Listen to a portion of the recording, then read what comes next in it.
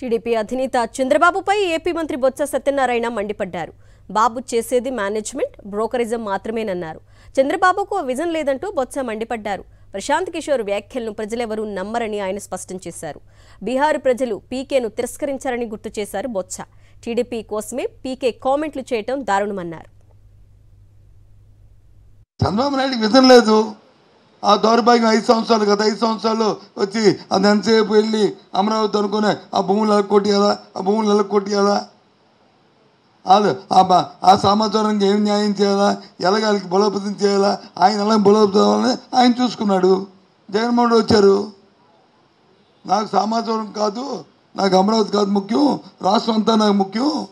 అందుకు ఆయన విజన్ వచ్చి చెప్పాడు, ఈ రాష్ట్రంలో పేద ప్రజల తాలకి ఒక ధైర్యం ఇవ్వాలి అని సంక్షేమం పెట్టాడు.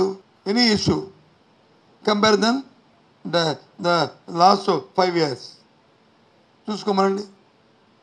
లేదు చంద్రబాబు నాయుడు పరిపాలించిన ఆ సమయంలోనూ ఆ తర్వాత వచ్చిన రాజశేఖర రెడ్డి తాలూకా సమయంలోనూ ఇండికేటర్స్ చూసుకోమనండి. దేంట్లో ఎక్కువ ఉన్నదో చాలా తప్పు. ఏదైనా ఒకరి మీద అభిమానం ఉంటే ఇంకోలో చూసుకో.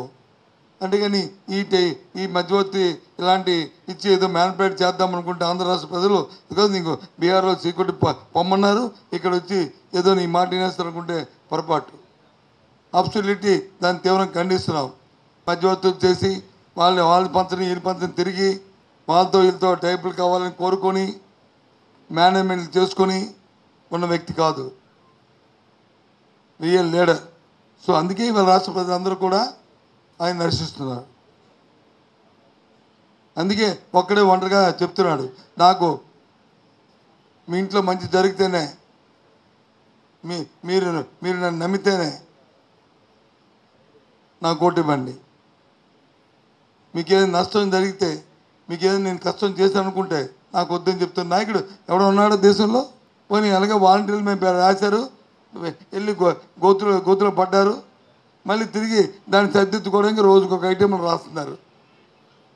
ఇది ప్రభుత్వమే చేస్తుందని రాసింది నువ్వు. ఆ పెన్షన్ 10 పెన్షన్ అడగంట చేసింది చంద్రబాబు నాయుడు అని అంటుకో, మళ్ళీ తిరిగి భయపెచ్చు దాన్ని కింద పడి మీద పడడానికి నానా బాధపడతాం. ఇవాళ ఏంటి మన్నాడు ఏం చేశారు, మళ్ళీ ఐఏఎస్ ఐపీఎస్ ఆఫీసర్. ఆ ఆఫీసర్లు ఏమైనా జగన్మోహన్ రెడ్డి హయాంలో వచ్చి వాళ్ళని అపాయింట్ అయ్యారా? వాళ్ళ సర్వీసెస్ జగన్మోహన్ రెడ్డి కంటే చంద్రబాబు నాయుడు ముఖ్యమంత్రి ఉన్నప్పుడు చేసిన ఆఫీసర్లే కదా అందరూ. మరి నీ పట్ల అంత అంకితభావం లేకుండా జగన్మోహన్ రెడ్డి పట్లే అంత అంకితభావం ఉండడానికి కారణం ఏంటి?